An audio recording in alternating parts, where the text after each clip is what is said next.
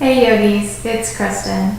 Are your wrists sore? Are you new to the practice or not? Many students complain of wrist pain. I've had a couple of students over the last week or two ask me about their wrists hurting, and so if two people are actually asking me about it, there's many more who are just dealing with it.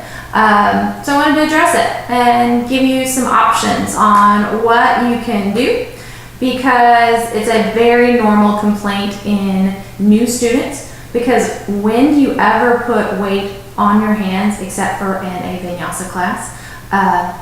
Never. So your body's not used to it. And as you're building strength and flexibility and all kinds of suppleness in your hands, it's going to take some time to get used to it, but also how to place your hands will greatly diminish the pressure that wrist is feeling. So it's a little bit of twofold. It's a little bit of building strength in the wrist, but also correct hand placement that's going to distribute weight elsewhere into the arms and shoulders. So let's get started. In your hand placement in yoga, you want to think about spreading your fingers. Really get them open, which is hard. So if you're new to class, be patient. We call this our naughty knuckle right here. And I want you to think about when that's pressing onto the ground, pushing that point into the ground first and most firmly. And then from there, you'll press into the first finger and the thumb and then radiate out of the rest of the fingers. Most of the weight is in the front of your hands. Very little actually presses down on the heel of your hand and in your wrists. Let me show you what that looks like. So your hands are going to come down and you're going to press into that naughty knuckle. Press the first finger, press the thumb, and then let those fingers come down. Okay, and push into it. It feels weird if you're new to the practice, and it takes some getting used to as your hands get stronger. So be patient with it and just keep working with it. What I see most new students doing, or maybe no one's told them otherwise, is they're down dog, their heels are of the hands, and their fingers are almost cupped, and they're putting all this weight, and that's a lot of weight on all those little tiny bones in our wrists. Not necessary. As soon as you shift your weight more forward into that naughty knuckle, the first finger, the thumb, the triad of the hand, and into the fingertips, it almost works like a snowshoe, and it distributes the weight. And really, I could come in and slide a little love note underneath the heels of your hands. They can almost lift up. And that shifts all the weight out of the wrist and into the forearms and the biceps, triceps, the shoulders. Okay, so lots more big muscles get to work there instead of those little tiny bones in the wrist.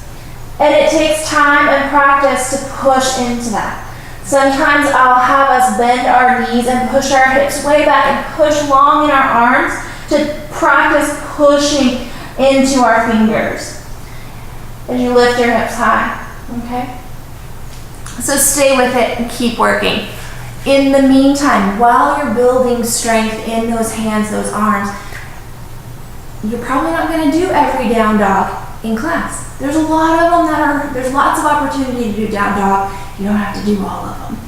Some things you can do instead, come to box, okay? Hang out in box. Practice pressing weight into your hands, but without all that added strain of body weight when you come into down dog, okay? That's an option. Or if you really still need a lot of strength going on, but your wrists just can't do it anymore, bring your elbows to the floor. Palms are flat, okay?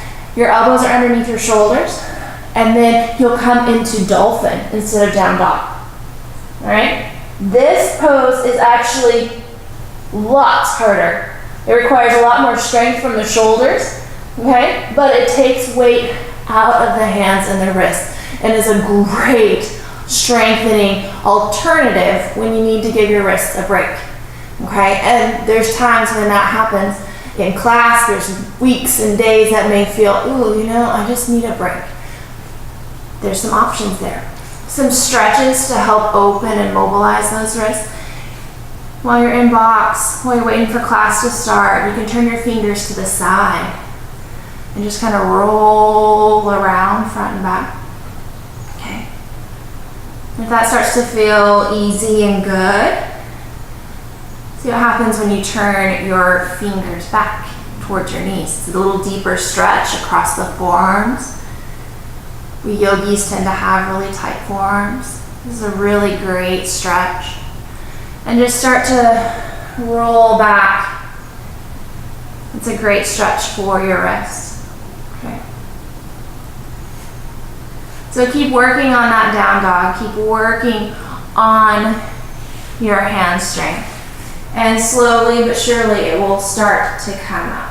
One last thing to think about is not just how we distribute the weight in our hands, but how we place our hands on our mat can give you some options on relieving the weight into your wrist. Some teachers will teach where that middle finger points straight forward, okay? And that's great, especially if you have very hypermobile joints and that elbow wants to just splay out. That finger placement is going to help keep the eyes of these elbows turning in towards each other. As the eyes of the elbows turn in towards each other, that naughty knuckle is going to press down. Most of us are not hyper jointed or hypermobile in our joints. So you might have some play and be able to take your fingers more towards the sides or point towards the corners of your mat. Play with it. See how it feels in your body. And for me, my elbows are still able to turn more towards each other. Okay? I'm still not splaying out. And then I have more room in my shoulders. And I can really push that first knuckle down, for me, more easily than if my fingers are facing straight forward. Okay? So play with it. See what works best in your body, because not everybody's the same. And keep practicing. Namaste.